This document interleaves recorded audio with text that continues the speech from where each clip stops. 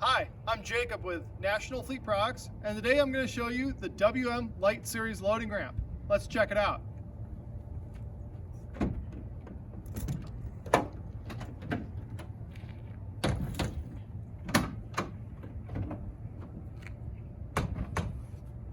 Today we're using a Ford Transit medium roof, and this ramp takes up about 13 inches of cargo space.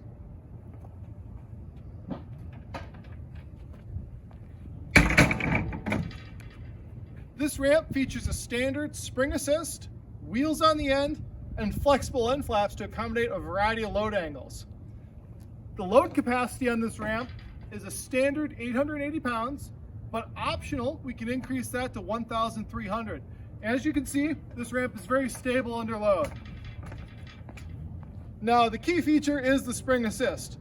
It's great for deploying and stowing the ramp. Let me show you.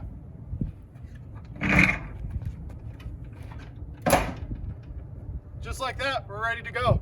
Thanks for watching.